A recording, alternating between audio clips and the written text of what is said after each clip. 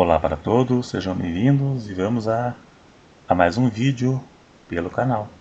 4 coisas que você terá que fazer se for para a Igreja Congregação Cristã no Brasil. Se você estiver pensando em ser crente da CCB, ou talvez você seja crente de outra igreja e pensa em passar para lá, eu vou te passar algumas coisas que você terá que fazer quando for membro dessa religião. Antes da pessoa ir para qualquer igreja, primeiro você deve conhecer a sua doutrina. Se não concordar, é melhor não ir.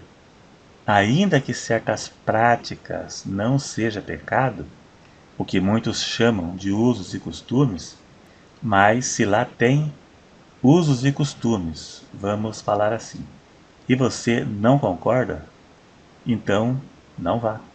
Ainda que certas práticas não seja pecado, mas a rebelião é, a desobediência é. Eu vou dar um exemplo aqui bem rapidinho.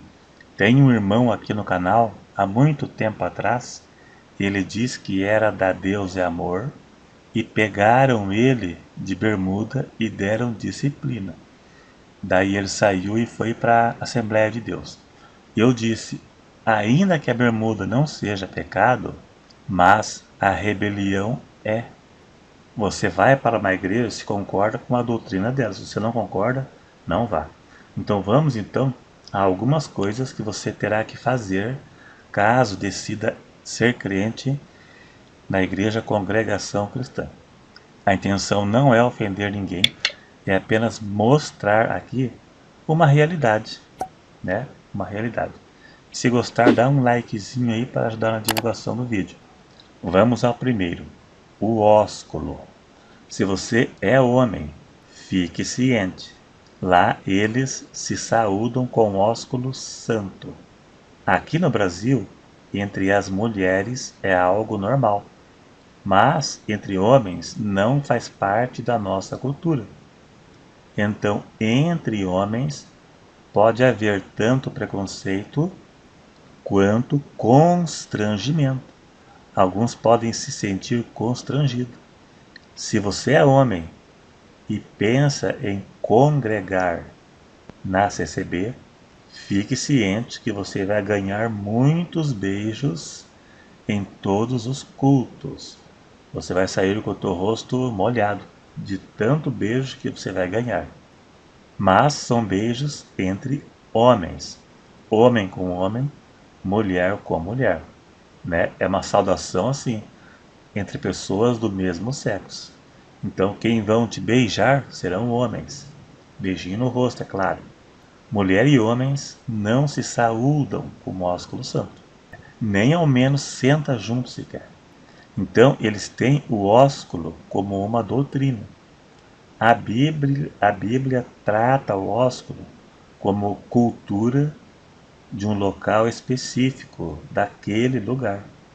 Nunca foi citado o ósculo como ordenança. Quando disse saudai a todos com ósculo santo, é um texto narrativo. Está contando o que Paulo escreveu na carta. Você está lendo o que Paulo escreveu na carta. Para nós é um texto narrativo. É um texto descritivo. Está apenas contando o que ele está falando, o que ele escreveu. E não se trata de uma ordenança, não é tido como ordenança. Jesus deixou 2 ordenanças à igreja, a ceia e o batismo, somente isso. E mesmo assim não é meio de salvação. Agora o segundo, o véu. Essa é para mulheres. Se você é mulher, então se prepare. Lá você terá que usar o véu. É assim que eles interpretam 1 Coríntios 11 como sendo obrigatório o uso do véu. Na verdade, não é tido como ordenança, porque não temos nenhum argumento bíblico para dizer que seja. Se o uso do véu fosse uma ordenança, então seria a 3ª ordenança e o ósculo o 4º. mas não é. E muito menos como algo que influencia na salvação da pessoa ou como algo sendo necessário para Deus responder à tua oração, né? Para que Deus ouça, você precisa estar usando o véu. Também não é. O uso do véu em Corinto era da mesma forma que muitos hoje ainda usam em alguns países como cultura. Mas só que lá eles usam em todos os lugares e não somente na igreja. Era usado em público, indicando que estavam sob autoridade e impondo-lhe respeito e dignidade. A mulher que não usasse véu não era respeitada. Paulo não disse que era para usar somente dentro do templo entre os irmãos, mas em público, conforme a tradição e a cultura, semelhante em muitos países nos dias de hoje. Agora o terceiro, o rebatismo. Você que é crente e quer passar para lá, terá que se batizar novamente. Eles não consideram o batismo de outras igrejas. Dizem que o batismo de outras igrejas não vale, porque dizem eu te batizo. E o correto é te batizo. Não pode pôr o eu, o homem, na frente. E eles dizem que o correto é em nome de Jesus Cristo, te batizo em nome do Pai, do Filho e do Espírito Santo. Enquanto em algumas igrejas dizem eu te batizo em nome do Pai, do Filho e do Espírito Santo. Eles dizem que esta forma não é correta, porque não pode dizer eu te batizo. Eles dizem que se dizer eu te batizo, é a carne que opera e o homem se põe na frente de Deus. Mas esse argumento não é favorável. É um erro de português grotesco cometido por eles. Dizer te batizo ou eu te batizo dá na mesma, pois se refere à mesma pessoa. Eu ou te dá na mesma. Se for assim, o batismo de Jesus não foi válido, porque João Batista disse: eu vos batizo com água. Eu. Mateus 13, verso 11. Não apenas o de Jesus, mas de todos que foram batizados por João Batista. É um erro de interpretação, hermenêutica, falta de estudar a Bíblia, né, de forma correta. Agora a quarta, a ceia. A ceia é anual e com vinho de verdade, com vinho alcoólico. Se você é contra a bebida alcoólica, você não pode tomar. Então é com vinho alcoólico e não é suco de uva, como na maioria das igrejas. E além disso, é tomada no mesmo cálice. Ou seja, todos tomam no mesmo cálice. Imagine o tanto de micóbrio que deve passar pela saliva. Várias pessoas tomando junto. Imagine o tanto de micóbrio. Às vezes, pessoas com doenças contagiosas pode passar para outros. Disseram que por causa da pandemia eles pararam com isso. Então, se procede, né? Pode falar aí embaixo no comentário para confirmar.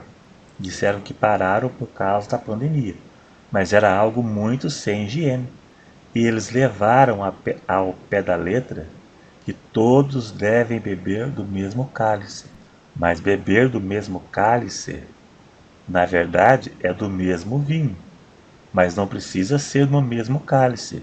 Beber a mesma bebida que está no cálice, que foi consagrado na hora da ceia, ela é consagrado. Então o vinho, o pão, ele está consagrado, mas não precisa tomar no mesmo cálice. Aí é falta de higiene e o risco de transmissão de doença.